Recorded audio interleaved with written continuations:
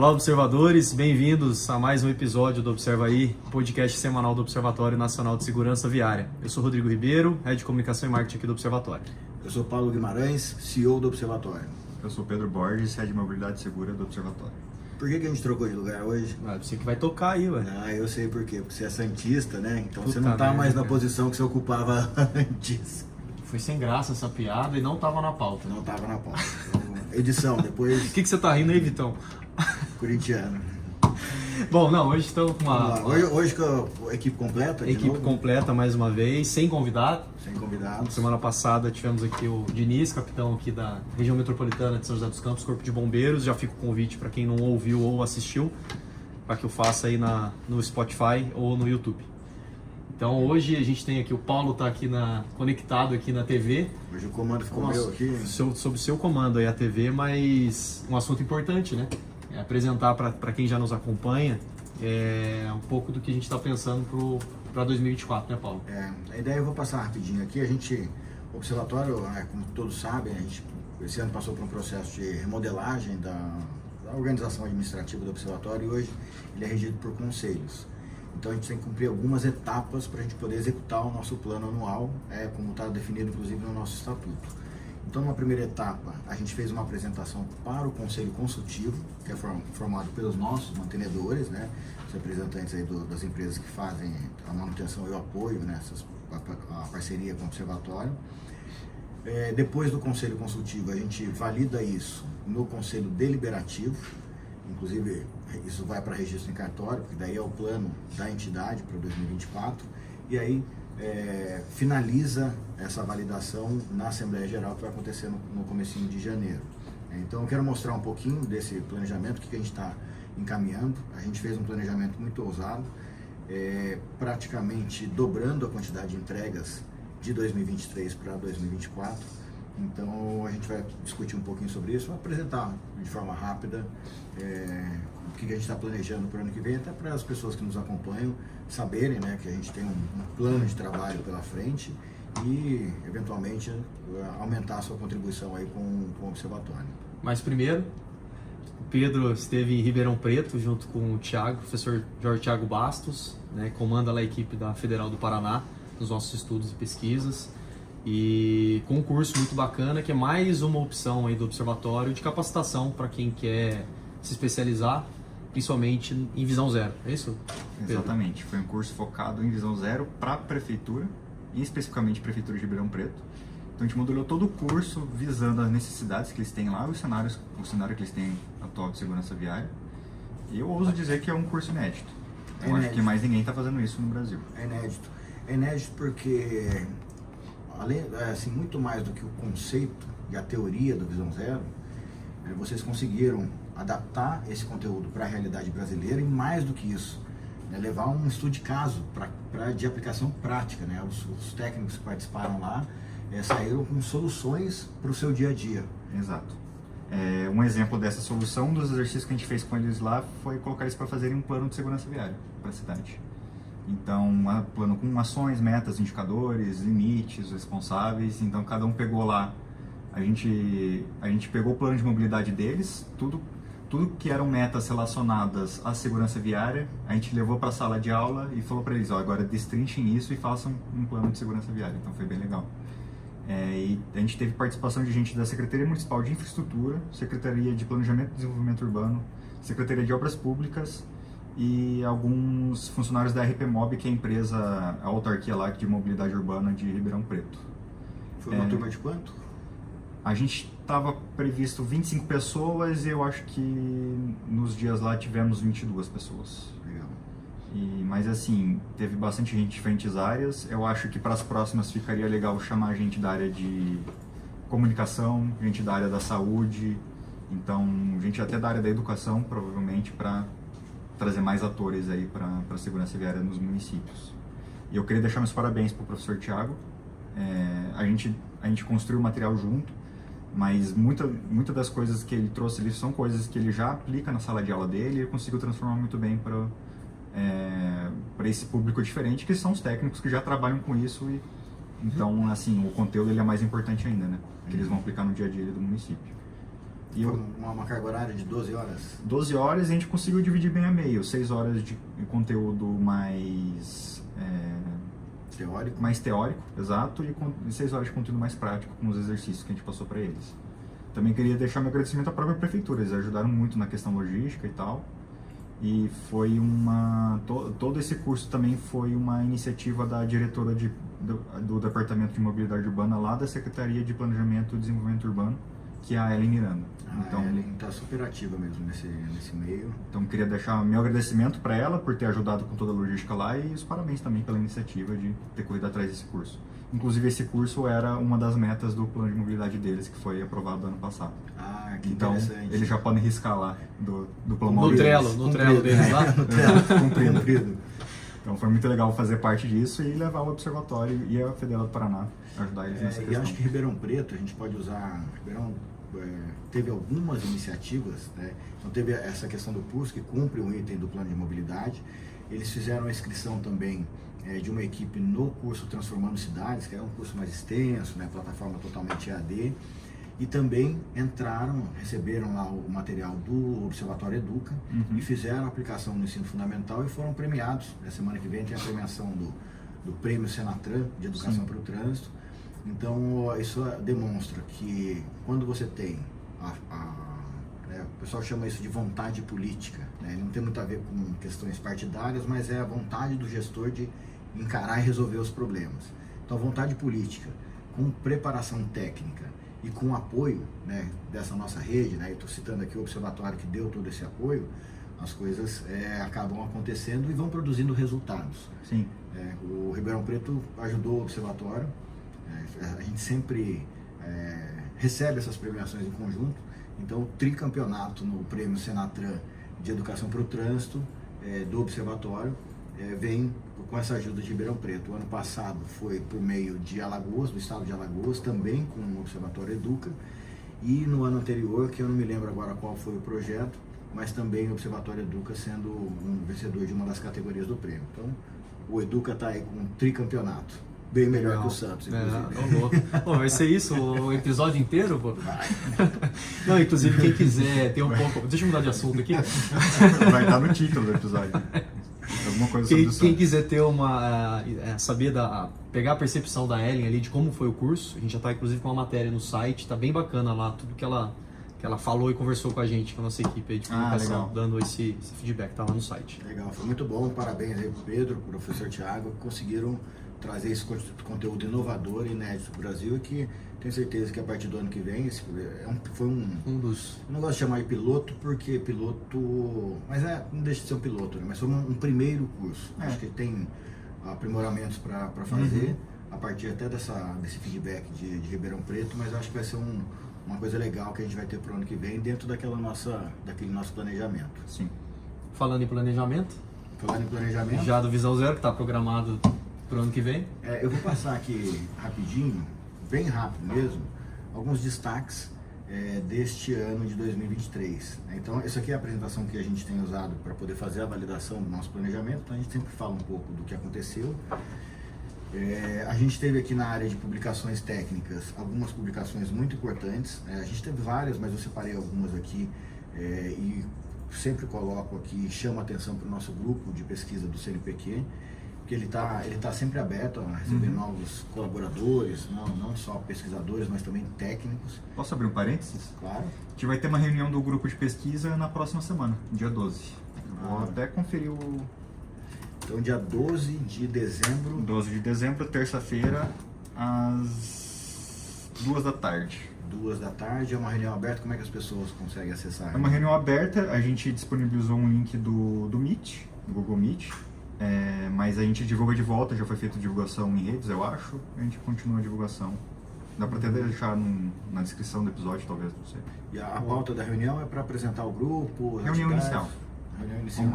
Todo o conteúdo que está sendo produzido, já foi produzido, como faz para participar, etc.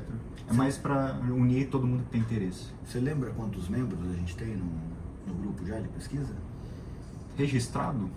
Deixa eu ver se está aqui. Não, aqui tá só o print da tela, não tá o... Eu não lembro, mas é bastante gente.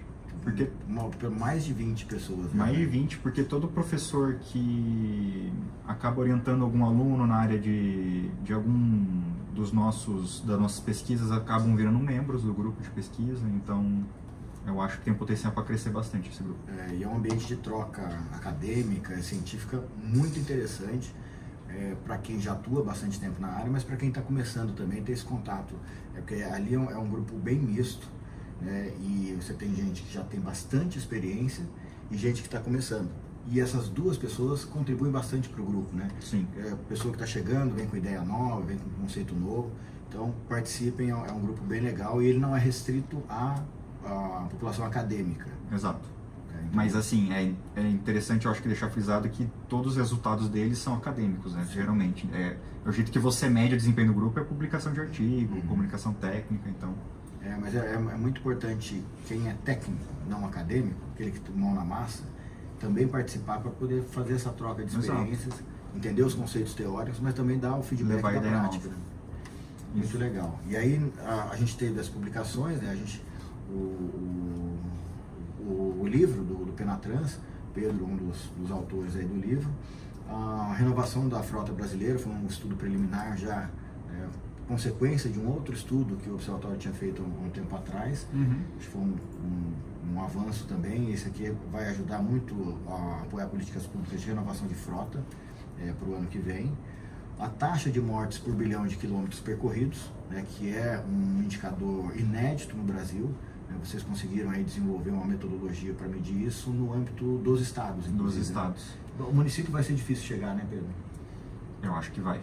Porque daí começa a ficar, o desvio fica muito alto. Fica muito alto, você precisa medir o consumo de combustível a nível municipal e isso é complicado. Esse trabalho da taxa é uma metodologia inédita, porque já é uma metodologia do professor Thiago, da tese de doutorado dele.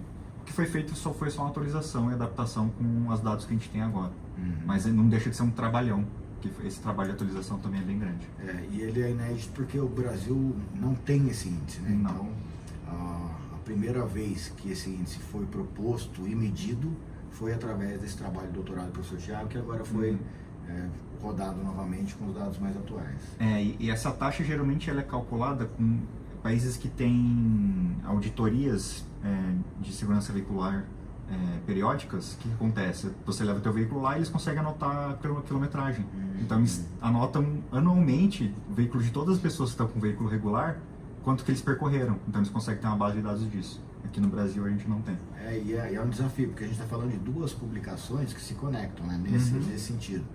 A renovação de frota brasileira, ela demanda uma inspeção veicular periódica. Sim. Né, coisa que nunca a gente conseguiu encaixar no Brasil direito, para poder ter a taxa. Que daí você consegue coletar um dado muito importante, que é quanto que aquele carro andou. É interessante. Vamos colocar isso na nossa pauta de Vox, não, porque vocês vão ver que nossa pauta está cheia, mas é uma coisa interessante para a gente provocar outros órgãos que atuam em parceria com a gente. Programa Laço Amarelo, então. Falou do livro. O livro. O livro a gente publicou, né? É a terceira edição, Pedro? Me lembra? Terceira edição. Terceira edição é um livro que se chamava Segurança Viária, e aí ele foi atualizado, atualizou o conceito, atualizou o conteúdo e atualizou o nome também para segurança no trânsito. A gente brinca que é a Bíblia do técnico, né? Ele é bem focado em engenharia, mas ele abrange todas as áreas de atuação do trânsito, da segurança no trânsito. E acho que essa também é uma pauta importante para o ano que vem, porque a gente vai desdobrar esse livro em capacitações, assim como foi o Visão Zero aí, produzido pelo Pedro e pelo Thiago. A gente quer avançar com essas capacitações com base nos capítulos do livro. Tem uma curiosidade interessante, a segunda edição desse livro, se você colocar no Google Ferraz, 2012, você vai achar em um monte de trabalho. Você vai achar em plano de mobilidade, você vai achar no Manual de Segurança Viária do DR, que saiu agora, esse ano. Vai ter até lá um monte de referência a Ferraz 2012. Um monte de artigo. É o Coca, né? O Coca, o autor principal. É o autor principal. E foi muito legal, porque no lançamento desse livro, o professor Coca soltou uma frase que eu não esqueço, que é assim, se referindo ao professor Thiago, dizendo, olha, o aluno superou o mestre. Foi muito legal. Pra vocês terem uma noção de como é que o professor Thiago está posicionado hoje no meio acadêmico e no meio técnico. Posso ir para o próximo? Pode não esqueci próximo. mais nada? Não. Bom, Laço Amarelo, vou passar rapidinho aqui, mas a gente fez todas as entregas do Laço Amarelo, né, todo mês, né, esse monte de conteúdo, já estruturando o Laço Amarelo para o ano que vem com uma nova roupagem, com uma nova metodologia de atuação. A gente vai ter um momento mais para frente para falar sobre isso, né, talvez no começo do ano que vem. E relatórios de impacto social, então aqui são publicações também que a gente demonstra o impacto que o Observatório causa com as ações que a gente faz, o próprio relatório institucional de 2022, né? A gente está produzindo agora de 2023, e o Maio Amarelo, que é a nossa maior ação de impacto social aqui no Observatório. Várias lives, webinários, aqui o Pedro, nosso condutor, aqui sempre relacionado a uma publicação, então a gente teve guia do ciclista seguro, a taxa de mortes por bilhão, a Dani conduziu uma com mulheres seguras no trânsito, as lives sobre o Maio Amarelo, então tudo isso para mostrar o nosso grau de atuação e abrangência que a gente tem proposto aí para o Observatório. A newsletter, né, nossa newsletter já com mais de 500 mil de entregas, então isso é bem legal também, é uma forma de o Observatório se comunicar periodicamente com todo o seu público, né, além aqui do nosso podcast, que já está com 33 edições, né, esse que está 2 semanas atrás, já deve ter batido aí umas 90 mil impressões, pode ser? Sim. E aqui falando um pouquinho do nosso crescimento digital, né, do novo site, a gente esse ano inaugurou um novo site, a gente teve aí 326 publicações até o início de... Até 14 de novembro. Até meio de novembro. 85 entrevistas até aquela data, e aqui eu gosto de chamar a atenção também, porque grande parte dessas entrevistas foram feitas por observadores certificados. É uma forma também da gente valorizar a nossa rede, o nosso grupo aí de observadores. E aqui, acho que vou finalizar por aqui para entrar no outro, mas o nosso crescimento digital, né? Então, o site do Observatório, né, com mais de 150% de aumento no número de acessos, as redes sociais, teve um foco grande aqui no Instagram. Então essas são as... O Pedro está olhando aí, porque eu acho que o Pedro não viu essa apresentação, porque ele não estava aqui. Eu não estava lá. Eu vou te mandar depois. Eu estou vendo agora. As cooperações técnicas, a gente tem 15 acordos de cooperação técnica ativos, né, ou em processo de revisão. E uma grande novidade desse ano foi que todo acordo de cooperação técnica, ele demanda um plano de trabalho, né? Então a gente não está mais trabalhando com acordos de que, olha, eu apoio você, você me apoia, fica nisso. Tem um apoiador em algum lugar aqui, a gente tem entregas para fazer em cada um desses acordos. As representações técnicas, a gente continua nos conselhos, jaris, conselhos estaduais, e os grandes eventos de mobilização que a gente fez esse ano, sempre o destaque vai para o Maio Amarelo, que é o maior evento de todos. E aqui os números do Maio Amarelo, um número aqui que foi muito interessante, o Maio Amarelo ele deu de retorno de mídia espontânea. O que é retorno de mídia espontânea?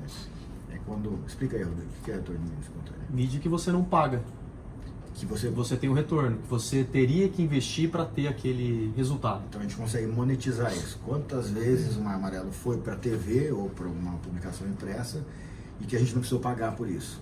Então, se a gente uma exposição não paga. Mas se a gente tivesse que pagar por essa exposição, teria ficado aí quase 210 milhões de reais. A gente conseguiu isso só com a força da nossa rede orgânica e da relevância do tema. Observadores certificados, 536 mais, a gente deve estar com turma 11 agora, uns 80 talvez. Para passar os 600 aí. Vamos bater 600 aí no começo do ano que vem. E agora a gente entra nos nossos compromissos. Então, pausa aqui. Senhores, algum comentário sobre esse ano? Não, intenso, e ano que vem vai ser mais intenso ainda. Esse ano vai ser intenso, ano que vem. Achei. A gente vai ter mais um episódio ainda, né, do Observar esse ano. Ainda tem. Dá pra fazer uma retrospectiva. É verdade, vamos falar esse para falar semana que vem. Do futuro, a gente fazer uma retrospectiva. Então, como é que a gente apresenta esse planejamento, né? A gente tem uma planilha, né? Eu vou mostrar a planilha, mas eu quero correr aqui um pouquinho o documento, porque aqui a gente coloca a descrição de tudo que a gente calendarizou e definiu como entrega. Então aqui tem algumas informações interessantes, a gente abre colocando um olhar técnico sobre a causa, a gente fala aqui um pouquinho de análise de mercado, visões, tendências, principais atores, e aí depois a gente entra aqui na gestão executiva mesmo. Fala um pouco de como é que a gente está se organizando para o ano que vem, a composição dos conselhos. A gente vai ter mais um conselho sendo instituído no começo do ano que vem, mais um conselho consultivo, que é um conselho técnico. A gente ainda está definindo o formato. Inicialmente a ideia era a gente colocar todos os acordos de cooperação técnica dentro desse conselho, mas a gente está entendendo que a gente pode abrir esse conselho para a participação de outras pessoas que não necessariamente são vinculadas aos parceiros de cooperação técnica. Então a ideia é a gente sempre ter um apoio e um conselho ajudando a olhar para as questões técnicas do observatório. E aí a gente descreve cada uma dessas entregas que estão definidas aqui no nosso grande planilhão, que a gente está se debatendo com ele aqui, como é que a gente vai se virar para colocar isso em prática. É um plano ousado, mas é um plano possível, é um plano execuível, boa palavra. E aqui a gente dividiu o observatório se reorganizou. Acho que a gente nem divulgou isso, né, da reorganização dos eixos, né, Rodrigo? Eu juro por Deus, estava aqui, ó. Só que eu ia falar... Tá pronto, mas falta imprimir, Só né? que eu ia complementar no fim. Legal. Porque é importante, que é algo de fato, né, foi definido ainda nesse ano, mas que vale a pena reforçar que a gente vai tratar ainda mais com esses 3 eixos no ano que vem, né? O que mudou, né? A gente tinha 4 eixos no observatório quando ele foi fundado: estudos e pesquisas, dados e informação, comunicação e advocacy.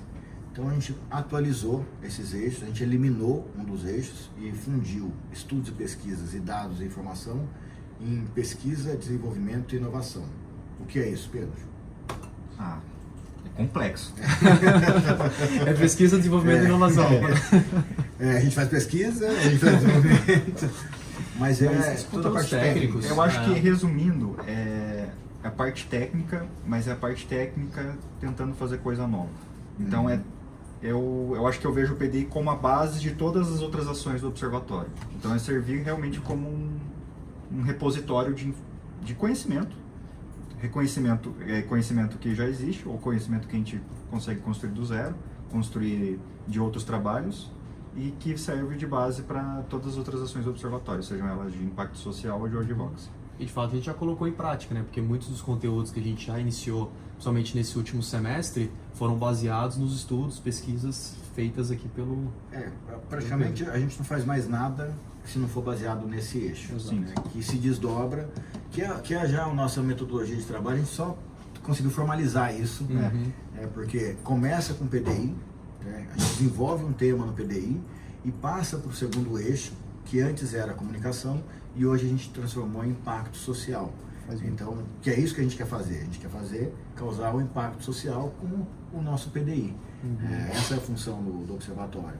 E um outro eixo, que esse não foi alterado, que é o eixo de advocacy, né? Então, a gente pega isso que é produzido no PDI, de alguma forma gera um impacto social, e se a gente entender que há uma necessidade de modificar uma lei, por exemplo, aí a gente dispara essa ação de advocacy. Então é assim que a gente se estruturou. Dentro do eixo de PDI, a gente tem alguns projetos principais. Então a gente tem o selo Mobilidade Segura Rodovias, que a gente está adotando isso como um projeto estratégico também. A ideia aqui, a gente já falou um pouquinho sobre cada um deles aqui, né? Mas a ideia é a gente ter um ranqueamento de segurança das rodovias com base em vários indicadores, né? Então é uma metodologia de indicadores compostos, né? Esse é o fio da meada. O nosso projeto do MobLab, esse está avançando, agora está avançando melhor, né, Pedro? Ele ficou um pouquinho enroscado aí porque dependia de muitos parceiros. Muita gente envolvida, né? Muita gente envolvida, muitas instituições envolvidas. Então a gente tem hoje Parque de Inovação Tecnológica de São José dos Campos, como um dos membros fundadores, o Observatório Nacional de Segurança Viária, a Fundação Getúlio Vargas Cidades, a FGV Cidades, e a empresa Inovate, que é uma empresa que atua com real estate, né? Ela desenvolve ambientes de inovação, distritos de inovação, olhando um pouquinho para as questões de cidade. E ali a gente vincula alguns projetos dentro do MobLab. A gente tem aqui um outro projeto, que são os relatórios técnicos de pesquisa. A gente tem 10 entregas para fazer o ano que vem desses relatórios. Estamos focando muito os principais fatores de risco. Então, a gente resolveu para 2024 focar em velocidade, né? A gente vai fazer as outras coisas, mas o tema principal das coisas que a gente está fazendo, fator de risco velocidade e grupo de risco motociclistas. Então a gente quer, de alguma forma, tratar o fator velocidade e salvar os motociclistas que estão no principal grupo de vítimas. Então a gente tem uma série aqui de relatórios técnicos de pesquisa, artigos científicos, né? Então a gente definiu o excesso de velocidade e segurança de motociclistas, que na verdade é uma evolução, né, Pedro, dos relatórios de pesquisa. Né? A ideia, os relatórios, eles vão gerando, vou falar do meu jeito aqui, não fica bravo comigo, eu não sou acadêmico, tá, Pedro? Mas a gente vai gerando alguns capítulos, né, desse artigo científico. É porque num relatório você não precisa ter um objetivo tão fechado. Você pode ter vários objetivos específicos, compilar tudo num relatório e trazer vários resultados. No artigo científico, que ele é mais limitado, o escopo dele é limitado, você pode pegar só o resultado mais importante, mais impactante, transformar no artigo e tentar publicar ou no congresso ou numa revista. E a gente tem foco, né? Um PET é sempre uma meta, porque é o maior evento da área de transportes. É o maior congresso, na minha opinião, o maior congresso na área de pesquisa, na área de engenharia de transportes no Brasil hoje. Então a gente tem esses 2 artigos científicos. A gente preparou aqui um programa de capacitação, né? Então a gente vai investir bastante em 2024, inclusive reformulando a plataforma Academy, que é a nossa plataforma aí de capacitação. A gente separou em 2 modalidades, né? Cursos mais rápidos, de 12 horas de carga horária, e cursos de 30 horas de carga horária. Então a gente tem aí a previsão de 9 cursos de 12 horas, esse Visão Zero no Brasil. A gente deve ter a versão presencial, que tem essas práticas vinculadas ao município, mas a ideia é a gente ter uma versão EAD também para as questões teóricas. A gente adapta o material e tenta fazer algo que seja compatível com todo o Brasil, né? Não só um município específico. O desafio aqui, né, a nossa meta aqui é a gente ter 2 blocos, vamos dizer assim. A gente tem um bloco de teoria, que vai poder ser EAD, que aí ele está livre, mas se o município se interessar por ter esse trabalho diferenciado e essa presença, inclusive gerar planos de segurança no trânsito com base nos seus planos de mobilidade, aí é um segundo módulo aí que a gente consegue disponibilizar. E aqui a gente tem toda uma esteira de capacitações relacionadas ao município, ferramentas de gestão, previsão de sinistros, avaliação de projetos de segurança no trânsito, e o Transformando Cidades, que para o ano de 2024 ele passa a ter a opção de modularização em módulos de 30 horas. Hoje ele é um curso de 380 horas, então para o ano que vem a gente está prevendo transformar as 380 horas com certificação Lato Sensu para aqueles que forem graduados, então vai valer como uma pós-graduação, mas a gente vai ter essa opção também, né, dos conhecimentos específicos. E a gente entra no nosso eixo de impacto social. Aí, Rodrigão, o Pedro responsável pelo PDI, Rodrigo responsável pelo impacto social, e está entrando nos assuntos aqui que o Rodrigo nunca ouviu falar, mas vai ter que encarar. Cooperação técnica. Vamos pra cima. A hora que eu coloquei na planilha eu falei, cooperação eu não preenchi, técnica, ué. é com o Pedro. Não, filho. Vem pra cá. Mas aqui a gente tem como meta principal a internacionalização do movimento Maio Amarelo. A gente está conseguindo avançar bastante com isso, foi muito legal. A gente tem 2 entregas de turmas de observadores certificados para o ano que vem, turma 12 e turma 13. E as nossas publicações, entra uma publicação adicional de impacto social, além do relatório anual de 2023, que a gente finaliza em 2024, e o relatório do próprio Maio Amarelo, que é 2024, a gente tem o relatório Setembro Amarelo. Então, a gente tem a Semana Nacional de Trânsito em setembro, e a ideia é que a gente transforme o mês de setembro num grande mês de mobilização, assim como a gente faz no maio. A gente quer levar isso, estender a Semana Nacional de Trânsito para todo mês, tendo visto que muita gente já tem trabalhado assim, né? Como exemplo, o CNT Sete Senat, que é a nossa parceira, já faz no mês de setembro o mês inteiro de ações de mobilização. Alguma coisa, Pedro? Não, só estou lembrando. Você está imaginando o tanto de trabalho que o Rodrigo vai ter ou que você vai ter? Nós dois, né? Muito bom, vamos ter ajuda para isso. A gente tem um calendário de eventos que vão ser produzidos pelo Observatório, fora o nosso calendário de participação em eventos, mas a gente vai produzir a abertura oficial do Maio Amarelo 2024, como a gente sempre faz, o Destaques Maio Amarelo também, como a gente sempre faz. A gente tem um seminário de inovação em mobilidade segura, junto com o Parque da Mobilidade Urbana. Então, até aproveitando, você vai falar disso no final, né? Mas a gente fechou uma parceria com o Connected Smart Cities e com o Parque da Mobilidade Urbana. A gente vai estar junto aí nos eventos do ano que vem. O seminário Setembro Amarelo, onde a gente vai usar o espaço e esse mês para potencializar e dar luz e destaque para as ações do Laço Amarelo, assim como a gente faz no Maio Amarelo. Esse vai ser focado na nossa rede Laço Amarelo. Então a ideia é trabalhar um pouco em cima disso. E o Observatório Summit, que vai ser dentro do Connected Smart Cities, que vai ser em setembro, onde ali a gente quer trazer uma discussão de alto nível. Esse aqui é um evento um pouco mais fechado, mais exclusivo para convidados, mas a ideia é a gente trazer essa discussão também num nível um pouco mais estratégico. E os encontros dos observadores certificados, que também é uma inovação que a gente está trazendo, que são os encontros regionais. A gente fez um piloto, que está acontecendo nesse momento, na verdade. Antes de ontem foi a reunião, o primeiro encontro regional dos observadores baianos. Está tendo um evento lá na Bahia, promovido pelo CETRAN Bahia. Então, a gente fez esse desafio, foi muito legal, o encontro regional, até para eles se fortalecerem ali dentro do ambiente da região. Então a gente vai ter 5 encontros regionais: Sul, Sudeste, Centro-Oeste e Norte-Nordeste, e a gente vai ter um encontro nacional. O Laço Amarelo, a gente continua com as produções, também com uma novidade, né, Rodrigo? A novidade no conteúdo, né? Trazendo o conteúdo em si, ele vai estar mais moderno, vamos dizer assim, uma pegada um pouco diferente do que a gente tem hoje. A gente tem uns materiais, vamos dizer assim, mais lúdicos e didáticos. Eles não vão deixar de ser didáticos, mas vão deixar de ser menos lúdicos e mais reais. Então a gente está trazendo imagens, posts reais, produzidos inclusive aqui pela equipe do Observatório. Então acho que vai aproximar um pouco mais da população, acho que vai atualizar o programa como um todo, e trazendo os dados e pesquisas gerados aqui pelo Observatório. Então, cumprindo a missão do Observatório de levar informação e conteúdo e impactar as pessoas. A gente tem essa novidade aí para o ano que vem. A gente tem uma metodologia diferente agora de produzir o Laço Amarelo para 2024.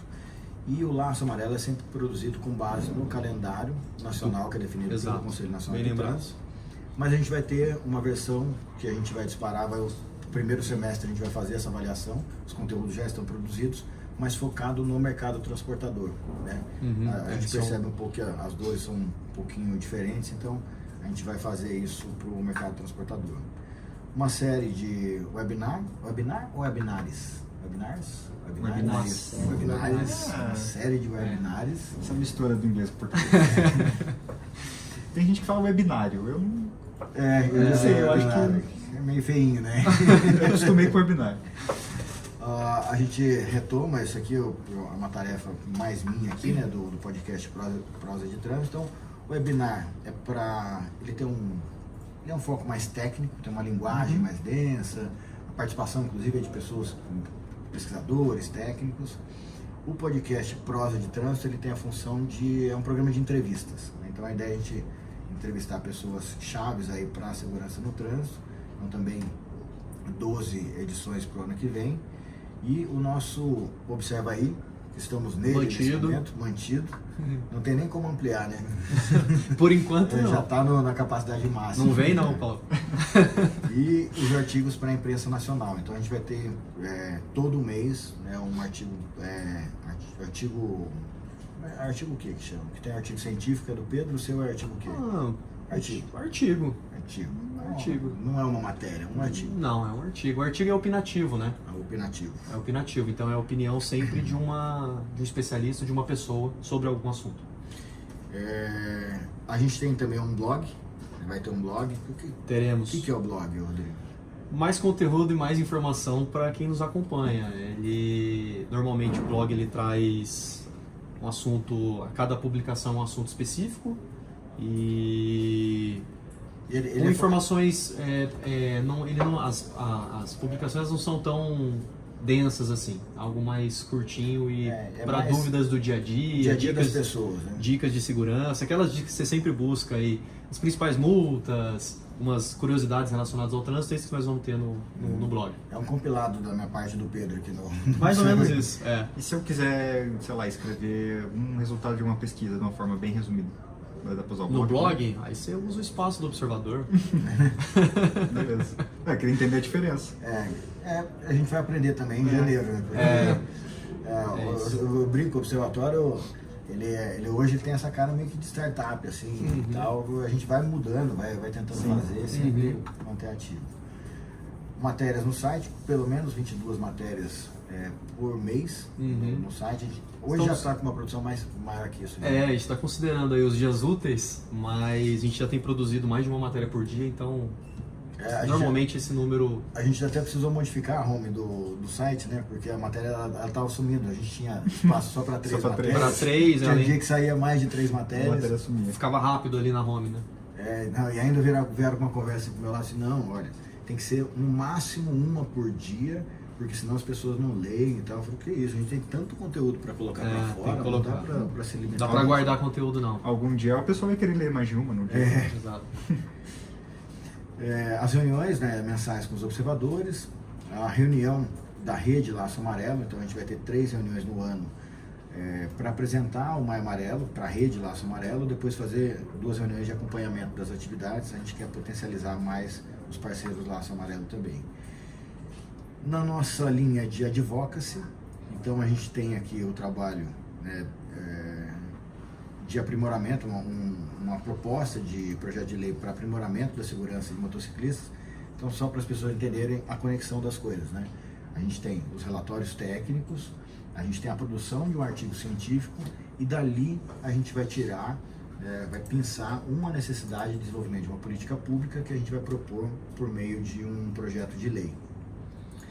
Monitoramento da agenda regulatória da Senatran, a Secretaria Nacional de Trânsito está entrando no 2º ano da vigência da atual agenda regulatória. O que é isso? É a definição dos temas que vão ser trabalhados ao longo de 2 anos, mais ou menos esse planejamento que a gente está fazendo, só que do ponto de vista regulatório. Então a gente quer, a partir do ano que vem, acompanhar mais de perto o andamento dessa agenda e ver o que teve de avanço no Brasil, não teve, então a gente vai usar essa ação para isso. O estímulo à criação de planos municipais de segurança no trânsito, então o Pedro já teve uma primeira experiência, não precisou nem... estimulou, mas já concluiu, né, Pedro? Eles saíram com o plano de segurança concluído ou ficou para refinar? Não, foi um exercício, tem muita coisa para mudar, né? Muita coisa a gente foi dando sugestão para eles e tal, mas eu acho que foi um passo inicial, com certeza. Não, inclusive a gente pegou o resultado de todos os grupos depois, juntou tudo num arquivo só e disponibilizou para eles de volta. Então eles já tem um passo inicial, uma base de discussão. É muito importante. Que eu acho que é o mais importante, você dar o primeiro passo e aí vai refinando. É muito difícil quando você vai fazer um projeto, um plano, eu já passei por isso algumas vezes, você pegar um papel em branco, né, começar com a planilha com 0 preenchimento. E agora? Como é que eu começo? Depois começa o negócio vai andando, mas dá esse primeiro passo aí, a gente está aqui para apoiar os municípios nisso. O acompanhamento do projeto de lei 2789, a redução de velocidade. Acompanhamento e participação. Então, quer falar um pouquinho? Vamos abrir um parênteses aqui, porque semana que vem tem uma audiência pública no dia 12. Dia 12, 4 horas, será remoto. Você sabe quem vai representar o observatório? Não, O Rodrigo. Boa. Dentro do... Sobrou? Não, sobrou não. Você está preparado para isso, porque dentro da ação do PL... Eu achei que o nosso papel ia ser só de ouvinte. Não, o Rodrigo vai defender a causa. Eu vou estar, na verdade, eu vou estar em trajeto, bem no horário da audiência pública, não vou conseguir participar. E aí eu tenho o nosso head de marketing de redes aí que vai representar. Mas o Rodrigo está preparado, o Rodrigo tem o conhecimento técnico de acompanhamento, de tudo que ele faz, dos anos que ele já trabalhou nessa área, mas dentro do grupo de entidades que apoiam o projeto, foi feito um treinamento de advocacy. Foi um media training. Media training para alinhamento, na verdade, de discurso, né? Até quais termos você utilizar para passar melhor a mensagem, tanto para o público geral quanto para o poder público. São várias entidades, instituições que estão aí levando a bandeira carregando a bandeira desse PL, né? Então, esses encontros que nós tivemos essa semana foi na segunda-feira e na quinta-feira. Sim. Foi mais para isso, para um alinhamento do grupo com relação ao discurso do PL, que nada mais né, da redução da velocidade nas vias, nas avenidas, para que fique um pouco mais claro aí para quem nos ouve, de 60 para 50 a velocidade, né? Então, a OMS já coloca, né, a velocidade como um dos principais causadores de risco dos acidentes de trânsito. O Brasil é o terceiro país que mais mata no trânsito. As crianças, principalmente adolescentes de 1 a 4 anos, é a primeira causa de morte, são os acidentes de trânsito. Então a gente tem vários motivos para... Tá preparado mesmo, hein, Pedro? Você viu só? Não, então a gente tem muitos motivos para que essa redução aconteça. Não fiquem preocupados com as coletoras e as locais, não vão mudar, não tem essa proposta. A pessoa já começa a trazer as fake news, né? Que hoje em dia, infelizmente, vêm acompanhadas nessas discussões. Mas é por isso. Então a gente vai lutar por essa redução e por esse PL. Eu queria aproveitar que a gente está falando do PL, a gente teve Media Training essa semana, em 2 dias. Queria deixar o agradecimento ao Ciclocidade, que organizou essa capacitação. Foi uma capacitação para todos os integrantes aí da rede. E assim, foi um alinhamento na prática também, né? A gente participou. No grupo ali estava dando decisão ainda. Não, a gente na teve reunião... que escrever uma nota imprensa. Foi bem legal. Fazer uma discussão interna para poder atender a imprensa, foi legal, foi bem bacana. Muito bom. E a gente está participando, só reforçando, porque alguns estudos do Observatório fundamentaram a proposição desse PL. Né? Então, PDI, Advocacy... Dados do Estudo Naturalístico de Direção lá em Curitiba. Eles citaram na segunda-feira, inclusive. Sim. O exemplo dos segundos que se ganham, entre aspas, com um aumento da velocidade. Cálculo geral lá que você ganha 8 segundos por quilômetro quando você excede a velocidade em Curitiba. Então, 8 segundos por quilômetro. Então, seu trajeto diário é 3 km, você está excedendo um monte, você está economizando 30 segundos no máximo. Pra quê? Pra quê? A gente vai fazer uma petição pública, é um PL que está rodando já desde 2018, sobre o estudo da eficácia da sinalização de trânsito. Isso aqui, na verdade, até a gente está abraçando uma sugestão de um dos nossos parceiros, né, o Sistema de Transporte, a CNT e a Senat, que já apoia e monitora esse PL. Então a gente resolveu fazer uma petição pública o ano que vem para poder reforçar esse apoio, assim como a gente fez no PL das velocidades. E o nosso network técnico institucional, então como a gente está dentro de um processo de internacionalização do movimento Mais Amarelo, a ideia é que a gente participe de eventos, enfim, de congressos, leve os nossos trabalhos para fora também. E aqui eu quero destacar uma das reuniões, que vai ser a reunião da Global Alliance, que vai acontecer em novembro, e é uma reunião que vai ser uma reunião preparatória para a 4ª Conferência Global, que vai aquele acontecer, nome grande. Aquele nomão grandão lá, que vai acontecer, se não me engano, em fevereiro ou março de 2025, no Marrocos. Então, cada setor, cada parte do setor envolvido, e a gente está envolvido na Global Alliance porque é uma aliança global de ONGs, o Observatório faz parte, então é uma preparação para a reunião global de segurança viária que vai acontecer em 2025. E os eventos nacionais, os eventos como os Detrans, Mais Amarelo, enfim, tem uma série de agendas aqui para a gente... Pouca coisa, hein? Cumprir. Bastante coisa. Tem hora que bate um desespero. É isso. Então, baita prestação de contas aí, de anúncios aí para 2024. PMU, Paulo. PMU. Vamos... A gente semana que vem tem o Parque da Mobilidade Urbana. É um evento já, talvez um dos maiores aí que trata desse tema. Então ele vai ter uma edição regional, é a primeira edição regional que vai acontecer, Regional Centro-Oeste, lá em Brasília, no dia 14, a partir das 9 da manhã até as 18 horas. Quem é parceiro do Observatório é um evento pago, mas quem é parceiro do Observatório já está lá no nosso site, tem 25% de desconto na inscrição, usando lá o cupomzinho do Observatório.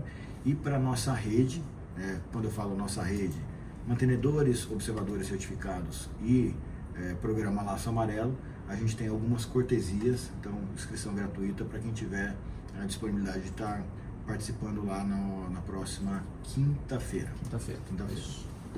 É isso. E o senhor não vai falar do seu painel?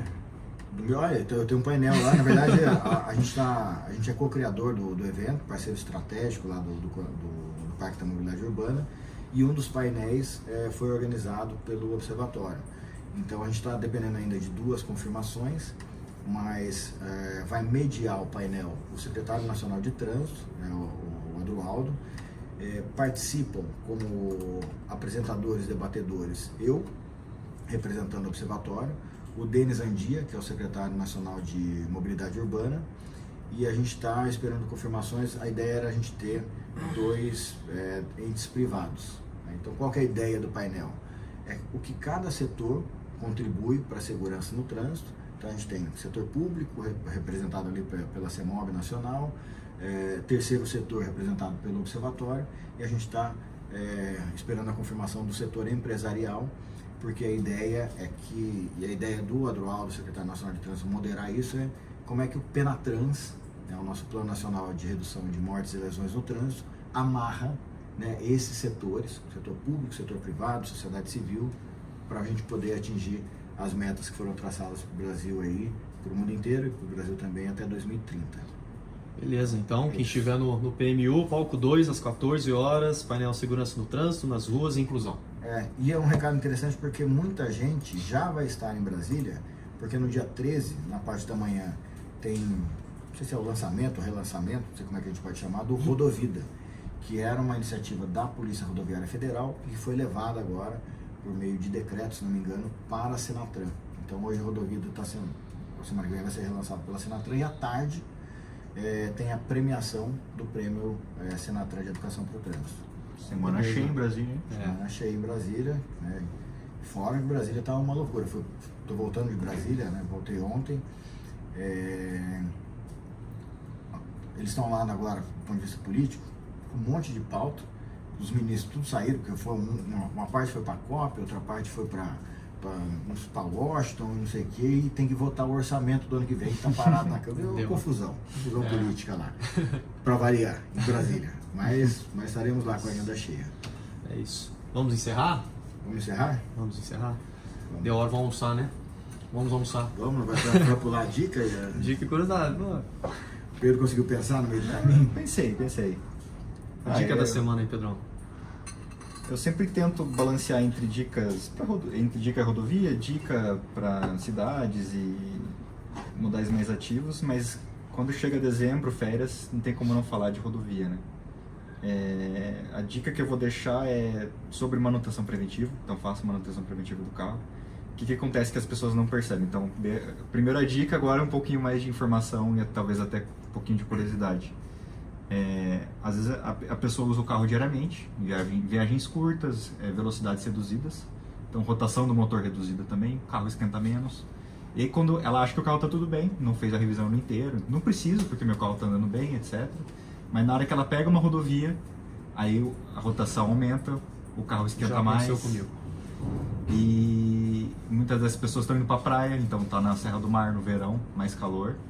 E às vezes acontece de um congestionamento acontecer, que acontece, muita gente descendo ou subindo a serra, e aí o carro esquenta, e aí você tem problema com o aquecimento do carro. Então fica essa dica de manutenção do carro, porque o que acontece? Essa soma de fatores que dá errado, né? A pessoa não percebe que o carro está esquentando porque ela nunca atinge altas rotações durante o dia a dia. Então isso acontece quando está viajando na estrada, e às vezes você tem que parar no congestionamento. Isso faz que a ventilação no radiador pare também, porque não está mais entrando ar ali na frente do veículo. Então toda essa soma de fatores pode fazer com que o seu veículo sobreaqueça. Muito boa dica. Muito boa dica e curiosidade, já foi. Já foi. Não, já foi. Em ambientes diferentes, né? Situações diferentes tem que... É isso. Então vou aceitar aí a oferta do Pedro e adotar isso como uma curiosidade também. Boa. Deixa pra próxima. Na próxima a gente traz. Semana que vem tem mais. Então tá bom, gente. Gostaria de agradecer a toda a nossa rede, aos mantenedores do Observatório, a Braciclo, a Anfávia, CNT, SESC, Senat e ITL. Sistema Transporte, Gol Plus, Gringo, iFood, Ipiranga, Mobilidade Estadão, Raizen, Uber, Veloy Vibra, aos 536 observadores certificados, a todas as empresas, prefeituras e entidades de Laço Amarelo, as que aderiram ao Educa e a todas as instituições que mantêm cooperações técnicas aqui com o Observatório. Valeu, pessoal, até o próximo episódio. Valeu, pessoal, até a próxima. Tchau, galera. Até o próximo.